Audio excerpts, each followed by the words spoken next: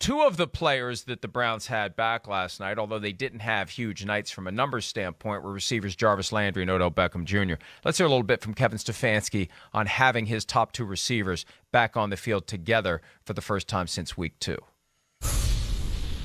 Meant a lot to this team. Having him come out of that tunnel last, I think it meant a lot to our fans.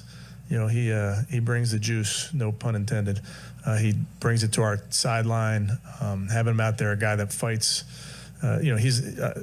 I could be talking about a bunch of different guys, but he's one. I mean, he fought like crazy to be out there with his teammates. Odell fought like crazy to be out there with his teammates, and to see those guys do that throughout the week, and then get out there and not feel perfect, but to do whatever it took, I thought was just so impressive. Odell wanted to play very, very badly, and he wanted to be out there with his teammates very badly. He doesn't feel 100%, and a lot of those guys don't. But to go do what he did, fight through it, make a play late in the game for us, again, really proud of those guys. I misspoke at the top of that, and I realized it as soon as I said it. They weren't together week 2 because Beckham didn't play until week 3. This is the first time these two close friends and former LSU teammates were together on the same field since at some point in the 2020 season. So that meant a lot to the team. Landry had 5 catches for 37 yards. Beckham had 2 for 23. Beckham landed on the shoulder again, but came back and played.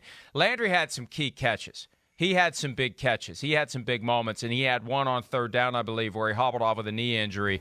He came back to the game, and afterwards Stefanski said he was fine. They need those guys, and they need more out of Beckham. Beckham gets open, and he doesn't get the ball, and it's not just a Baker Mayfield thing. It's a Case Keenum thing because Keenum wasn't getting it to him last night either. I don't know how much of a decoy value Beckham currently has, because if they're never throwing it to him or not throwing it as much as they should, it's not like you're going to strike fear in a defense's heart when he runs down the field. But I do think Beckham has value to the Browns if they can just figure out how to get the ball in his hands a little bit more often, Peter. Mike, the two things about Odell Beckham Jr. that now are, to me, fairly amazing when you think about it. Odell Beckham Jr.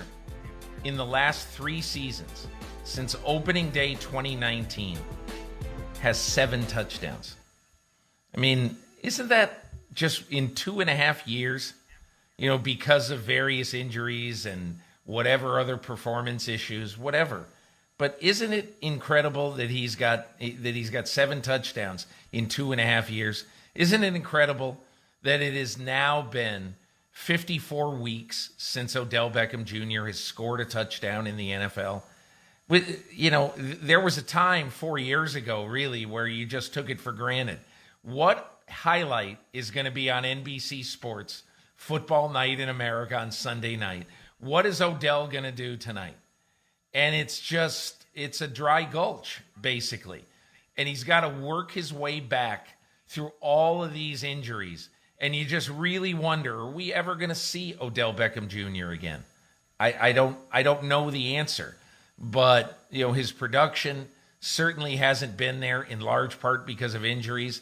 And now you just wonder if we're ever going to see him again. And this is one where I'd love to know what's going on behind the curtain. He has matured to the point where we don't see the public displays of frustration like we saw with the Giants, but I can't imagine that he's happy with his role with the Browns. He wants the ball in his hands. It helps that they're winning, but they're not winning like we thought they were going to be winning. 4-3 still counts as a disappointing start for the Cleveland Browns. The trade deadline is coming up in 11 days. I've said in the past they just don't need him. He and Baker Mayfield don't click. They never have. And Mayfield will be coming back at some point this year. It sounds like even if he should have surgery now and shut it down, he's not going to do that. He's going to come back and continue to risk further injury to the left shoulder, and I respect him for having the willingness to do it.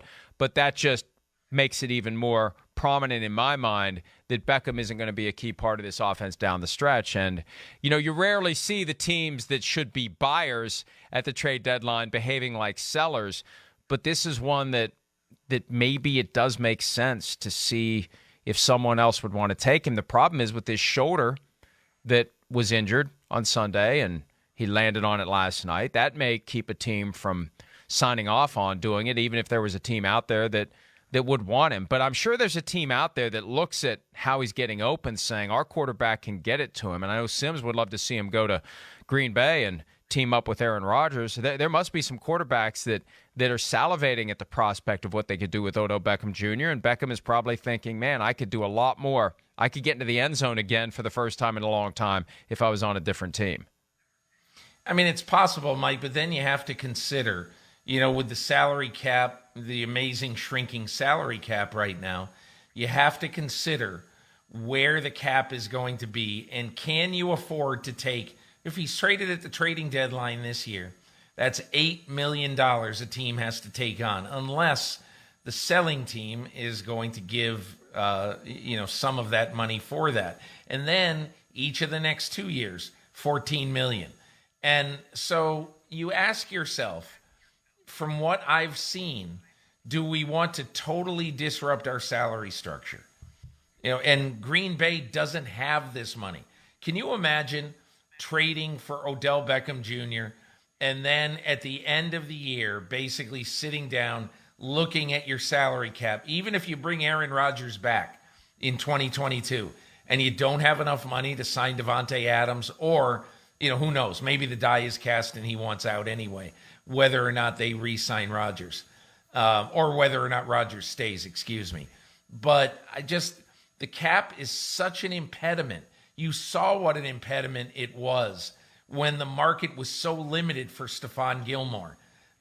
It's a huge impediment to what might happen, other than with the, middle of the roster guys at the time of the trading deadline. As we discussed last week, it was enough of an impediment to keep other teams from trying to raid the Tampa Bay Buccaneers with that $25 million net drop per team as a result of the pandemic. So that is a valid factor, and maybe Beckham has to restructure. Maybe he has to take less if he wants to land with a new team. But 11 days until that question becomes moot if it doesn't result in a trade. The Broncos' defense, the team is quickly becoming moot. They've lost 4 in a row. The defense isn't good. Vic Fangio said so himself, which is kind of ominous for him because he's a defensive guru. Hi, I'm Mike Tirico, and thanks for watching. Make sure to hit subscribe for the latest news and highlights from NBC Sports.